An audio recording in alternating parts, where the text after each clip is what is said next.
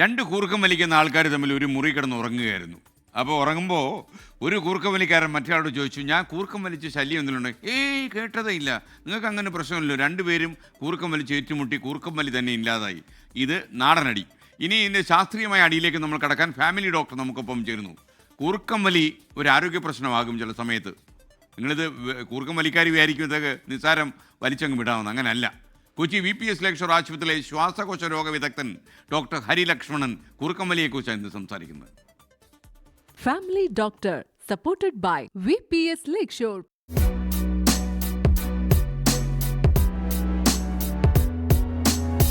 ആദ്യമായിട്ട് കൂർക്കം വലി ഉണ്ടാവുന്നത് എങ്ങനെയാണെന്നുള്ളത് നമുക്ക് പരിശോധിക്കാം. അപ്പോൾ നമ്മൾ സാധാരണഗതിയിൽ നമ്മൾ മരുന്ന് കിടക്കുമ്പോൾ, നമ്മൾ ഉറങ്ങുമ്പോൾ ആണല്ലോ ഈ കൂർക്കം വലി വരുന്നത്.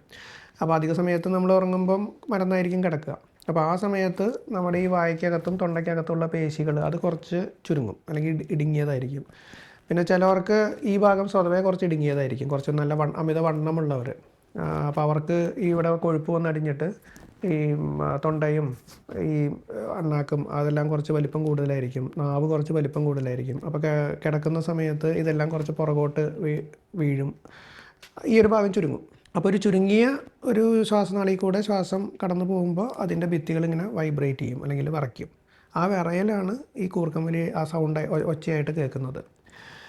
ഇനി കൂർക്കം വലി ഒരു ആരോഗ്യ പ്രശ്നമാണോ എന്ന് ചോദിച്ചു കഴിഞ്ഞാൽ, വെറും കൂർക്കം വലി ആണെങ്കിൽ അത് ആ കൂർക്കം വലിക്കുന്ന വ്യക്തിക്ക് അത്ര കാര്യമായിട്ടുള്ള ആരോഗ്യ പ്രശ്നങ്ങൾ ഉണ്ടാക്കില്ല, കേൾക്കുന്നവർക്കുള്ളൊരു ബുദ്ധിമുട്ട് എന്നേ ഉള്ളൂ. എന്നാൽ കൂർക്കം വലിയുടെ ഒരു വെറൈറ്റിയാണ് ഈ സ്ലീപ്പ് അപ്നിയ എന്ന് പറയുന്നത്. അപ്പോൾ ഈ കൂർക്കം വലിക്കുന്ന കുറച്ച് ശതമാനം പേർക്ക്, ഏകദേശം ഒരു 10 മുതൽ 15% പേർക്ക് ഈ സ്ലീപ്പ് അപ്നിയ എന്ന് പറയുന്നൊരു രോഗം ഉണ്ടാവും. അതിൽ സംഭവിക്കുന്നത് നേരത്തെ പറഞ്ഞ ഇടുങ്ങിയ ശ്വാസനാളി അത് പൂർണ്ണമായിട്ട് അടഞ്ഞു പോകും, കൊളാപ്സ് ചെയ്യും. ശ്വാസം ഒട്ടും കിട്ടില്ല. അപ്പോൾ നമുക്ക് ആരെങ്കിലും കഴുത്തിൽ ഞെക്കി പിടിച്ചാലോ അല്ലെങ്കിൽ വെള്ളത്തിനകത്ത് വീണാലോ ഉള്ളൊരവസ്ഥയായിരിക്കും. അപ്പോൾ അത് നിവർത്തിക്കാൻ വേണ്ടി അവർ ഉണരുമ്പോൾ വീണ്ടും കൂർക്കം വലി തുടരും. ഇതേപോലെ വീണ്ടും ആ തടസ്സം വരുന്നു. ഇതിങ്ങനെ പല പ്രാവശ്യം സംഭവിക്കുന്നു.